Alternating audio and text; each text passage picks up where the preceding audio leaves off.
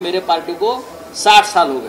Sir, कल Trump से बात की और कहा कि लेकिन मिस्टर ट्रम्प तो अमेरिका में चले गए थे, ऐसा मैंने पढ़ा। फोन पे बात की, फोन पे बात की और कहा कि फोन पे बात की है, मध्यस्थी अपने नहीं है। ऐसा कौन कहता है? पाकिस्तान की हर ये बोली का जवाब दिया ट्रम्प को जाएगा। कहा फोन पर। लेकिन ट्रम्प ने ऐसा कहा क्या? फिर प्रेसिडेंट ट्रम्प जो 17 बार कह चुके हैं कि मैंने मध्यस्थता की है, तो ये ट्रम्प ने कहना चाहिए कि मेरी और मोदी जी की बात, मैं मोदी जी की बात मानता हूं और सचमुच मैंने भारत पाकिस्तान के युद्ध में मध्यस्थता नहीं की, ये उसने कहना चाहिए। ये जो मोदी जी के भगतगण हैं उसने नहीं कहना चाहिए। सर, ऐसा भी कहना है कि पाकिस्तान की हर बोली का जवाब दिया जाएगा। कौन बोला है? तो आपने ब्रेक क्यों लगाया?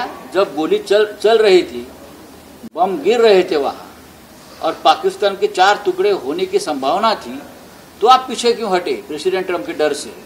उसका जवाब आपको देना पडेगा। सर, माळेगावच्या कारखान्याच्या निवडणुकीवरून दोन्ही पवारांमध्ये फिसकटल्याचं समजतंय।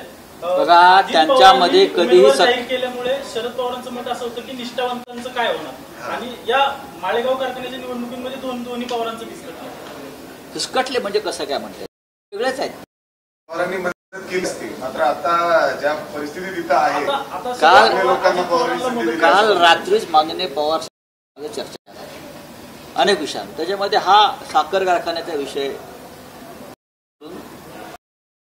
समजून घेतला, मला सांगितलं काय चाललंय तिथे, आणि तुम्ही जो म्हणताय की तोच विषय ते माझ्याशी बोलत होते, आणि ते आता सध्या बारामतीतच आहेत पवार साहेब माझ्या माहितीप्रमाणे। काल रात्री ते अनेक महाराष्ट्रातल्या विषयांवर बोलले, महागाडी असेल किंवा इतर काही गोष्टी आहेत त्याच्यावर ते, त्याच्यामध्ये हा कारखान्याचा विषय सुद्धा होता। आणि स्वराज्य संस्था निवडणूक काय नेमकी चर्चा झाली शरद पवार साहेबांसोबत तुमची माळेगाव कारखान्यासंबंधित महाराष्ट्रातील महाविकास आघाडीचा? हा एक मोठा केंद्र घेतला आता सध्याचं, कारण की शरद पवारांनी सगळ्यात जास्त लक्ष या स्थानिक स्वराज्य संस्थांच्या निवडणुका महाविकास आघाडी म्हणून आम्ही एकत्र लढवण्याची त्यांची नेमकी काय चर्चा? महाविकास आघाडी म्हणून ते एकत्र लढण्याची भाषा करतायत ना, त्याच्यात अजित पवार कुठे आले? पवार हे दुसऱ्या पक्षामध्ये आहे, ते अजित पवारांच्या पक्षाचे प्रमुख अमित शहा, जसे एकनाथ शिंदे आणि अजित पवार यांचे जे पक्ष आहेत ते दाखवतात गट, त्याचे नेते आणि प्रमुख हे अमित शहा आहे गुजरातला 100%। उड्डाणपूल जो पडला ना, मुंबई पुणे अशा मोठ्या शहरांमध्ये आता ऑडिट, स्ट्रक्चरल ऑडिट म्हणते, आणि सगळ्या बघा, स्ट्रक्चरल ऑडिटच्या गोष्टी आतापर्यंत गेल्या 10 वर्षात अनेकदा झाल्या, आतापर्यंत अनेकदा झाल्या। हे स्ट्रक्चरल ऑडिट हा शब्द आम्हाला त्यातूनच, जुन्या इमारतींचं स्ट्रक्चरल ऑडिट, रस्त्यांचं स्ट्रक्चरल ऑडिट, पुलांचं स्ट्रक्चरल ऑडिट, आतापर्यंत 10 वर्षात किंवा गेल्या 4 वर्षात किती पुलांचं झालं हे आम्हाला कळवा।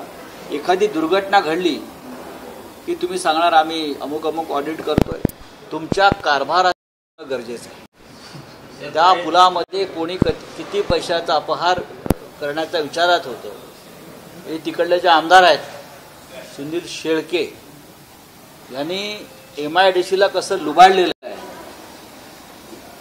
MIDCला कोट्यवधीची रॉयल्टी ही कशी बुडवली आहे सरकारची, इकडे कालच तिकडला ग्रामस्थांनी आणून दिले। असे भ्रष्ट लोक गरिबांचे जीव वाचवणार आणि कसले पूल उभे करणार? चला, धन्यवाद। सुनील शेळकेंचा प्रश्न आहे, तुम्ही जे म्हणलं होतं 100 कोटी वाटून, कुचांबे गावातील डोंगर खचलाय। सतत कोसळणाऱ्या पावसामुळे